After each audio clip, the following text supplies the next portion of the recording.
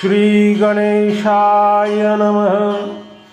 मोक्ष आणि मुक्ती हे तो तुम्हासी आवडती, एका नामा वाचून काही नसे आवडी आम्हा पाही. तुम्ही करावा जतन तुमचा हे ठेवा राखून, सेना म्हणे देई भेटी कृपावंता जगजेठी.